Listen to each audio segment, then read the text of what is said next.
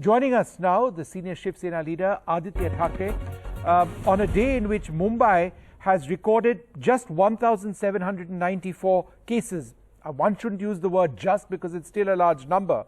But the fact of the matter is that the decline in Mumbai in terms of COVID cases has been quite remarkable. 74 deaths in 24 hours as well. You know, Aaditya, when we were speaking to you about a month and a half back, the situation in Mumbai was completely different and people were really worried about where this might all lead. We'll look at Mumbai in a moment, but in the last half an hour or so, you've tweeted something important. You've said that Maharashtra could also consider importing vaccines. Tell us a bit about that plan. Thank you, Vishnu, for having me back again. And I remember last month, 4th of April was 11,000. That was a peak for the city of Mumbai and, of course, the Maharashtra. Today, like you said, Mumbai is around 1794. Pune is around 1165. So obviously the numbers are lower. But normally I do not trust, or none of us in the administration go by the Monday numbers because Sunday, the processing is a little slower. Having said that, yes, everyone's been working at it, trying to reduce our numbers, trying to reduce our caseload without hiding a single number. I think that is one of the most important things. But about vaccination, if you see really, I was just listening in before we joined in, and it's really true that till every Indian is vaccinated, every Indian is still not very safe. So we have to focus on our vaccination drives. We are at the BMC level, at the state government level, fully ready across all cities. Vaccinate our population 18 to 44. That is the mandate given to us by the government of India in a very swift and efficient manner. Having said that, yes, like other states, we are scrambling and struggling for vaccines, whatever the short supply is today. We're hoping that we'll get more. We're in constant talks with the government of India and the producers. But at the Mumbai level as well, and as a guardian minister for the city of Mumbai, me and my colleague, Mr. Aslam Sheikh, and the mayor, Kishori Pednekar ji, plus the municipal commissioner, all of us have been deliberating. We discussed with the chief minister whether we can look at the possibilities of globally procuring vaccines for the city of Mumbai. And if we can do that, around 50 lakh vaccines, we have a roadmap to vaccinate the people within 3 weeks. So that is fully ready as long as we get the vaccine.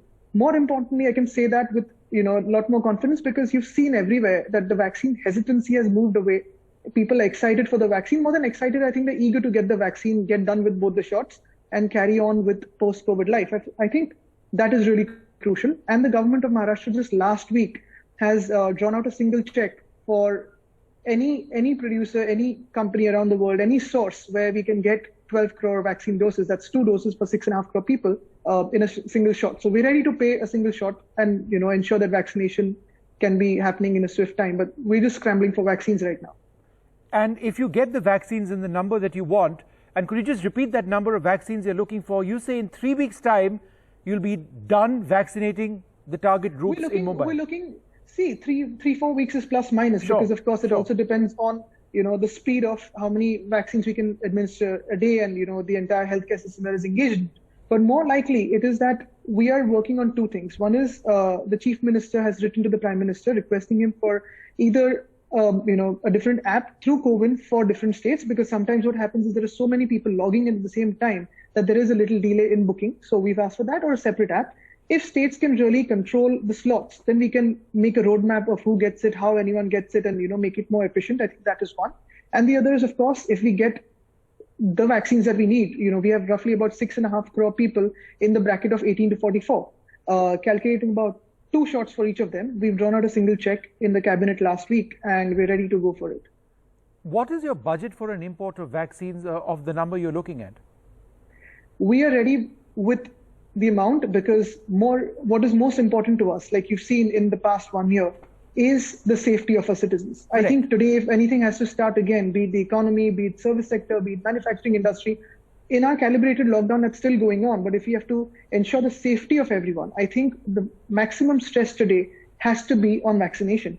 And in the current scenario, with what vaccination numbers look at and, in terms of how many vaccines we're getting, the principal scientific advisor to the Prime Minister also said so, I think, last week. So we've been preparing for it for 2.5 weeks now. We've been speaking to different people across the board, doctors, to industries, to corporates. How do we prepare for it? Do we know what vaccine you're looking at in terms of an import? Because, Pfizer, it requires temperatures and it's much more expensive. No matter how well off or wealthy a state government you may be, there are cost considerations. So therefore, what are you looking at? I think for me to speak as a minister about a particular company wouldn't be really fair on any other company. And we've seen around the world that all technologies, be it the traditional vaccine, the RNA, the vector-based, everything is being used across the world, and largely it is seen as a safe vaccine. Every vaccine, whatever comes in the hand, everyone's been using it around the world. We've also seen hospitalizations reduced drastically after the administration of a vaccine. Yes. So I wouldn't, speak of a particular vaccine or a cost. Would you talk about a time period within which you would decide this? I was just saying that how for us, the cost is not really a big matter, because for us, the cost of every life lost, the cost of every person on the ventilator is much more. And we're looking at, procurement at the earliest, because for us, we want to make this into a mission that we vaccinate every citizen of Maharashtra at the earliest. Okay, that's absolutely fantastic. And one hopes that happens fast. Question that's often asked is that, we are talking about a very positive situation in Mumbai this evening. Why is it that Pune and Nagpur have not been able to replicate this success? So Pune has dropped in the numbers today drastically. It's come down to about, I think, 1,000 bracket again. But there are some districts that are on the low. There are some districts that are on the rise, and therefore we're trying to manage our medical equipment, our oxygen, our all the other requirements that come in along with the increasing COVID cases across the districts. We've got a task force of doctors, 11 doctors who are round the clock available to every doctor, to the administration as well. The chief minister, the deputy chief minister, all of them are engaged constantly, taking feedbacks and giving out directions for everything and anything that's needed to control cases. What is most crucial today is that we reach out to every possible person who has to be tested, who has symptoms, and who has to be hospitalized. Because the earlier we detect the cases, like I said, even last time I was on TV with you, the better it is for us to get them recovering soon and help cut the transmission of cases. So I think that is very crucial for us. Aditya, you've spoken about preparing for, and your government has spoken about preparing for the third wave. Is that something that really worries you? Why would you be looking at a third wave? Is it because of the mutant strain which we are talking about over here in India, the India mutant strain B1617? Is that what worries you? Strains is something, what we go by the advice of the doctors. But what worries me is, just apart from strain, the return of another wave. Because if you see last year as well, we had a first peak around, say, when we started off, it was April, May, just the time we started off peaking this time again. And the next peak was around September, October, where we had our highest numbers in Mumbai at around 2,000, and likewise for other cities. Going by that trend, and with the absence of a large scale of vaccines, we've had our peak around April. We are on the downward slide in May, which is a good trend, but I would still keep my fingers crossed, keep the seatbelts fastened, because it's not the time for celebration or declaring victory. Even though we've got praise from the Prime Minister, from the Niti Aayog CEO, from the Supreme Court, I think for us, what is crucial is we take that as fuel to keep the guard higher and to keep our work going on. But the next trend that might come in, as per the observation of, through a perspective of a layman and not scientifically speaking, would be around September, October, possibly before or after that. Having said that, we were looking at the second wave in Western Europe. We were looking at the second wave around the world, and we thought will be stronger than the first wave. Just how strong is what nobody could really calculate. Even if you see the peak of Mumbai last time was around 2,000 cases in September. This time it went to 11,000. Mm-hmm. So we've got to be preparing for that. A couple of things we're doing for the third wave preparations, if I may just take 2 minutes from your time, is one is a medical response to the third wave. That's what we're preparing for. There is a team that is looking at handling the second wave that is going on right now. The third wave, what we've started off is the medical response. So in terms of medical response, can we vaccinate as many people as we can? That is the first option.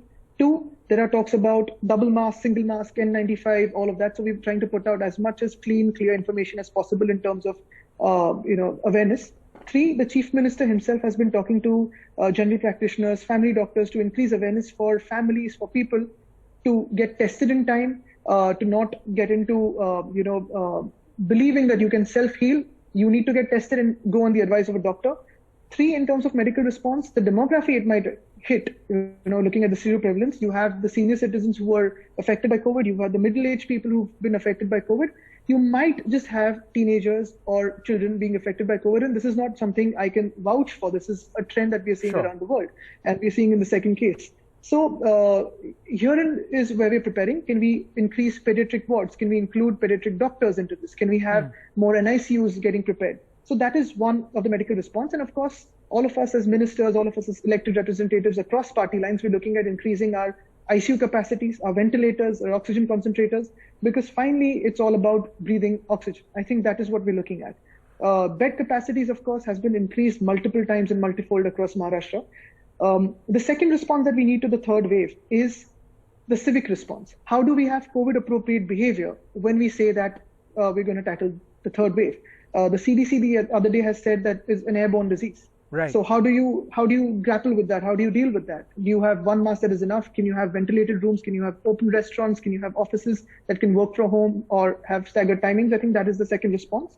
And the third is corporate. When I say corporate, I don't necessarily mean CSR because they've been kind enough to open the coffers to all the country. But I also mean that manufacturing industries. Today, what happens is there's a manufacturing industry, and unfortunately, if someone falls ill, the whole industry is isolated and tested.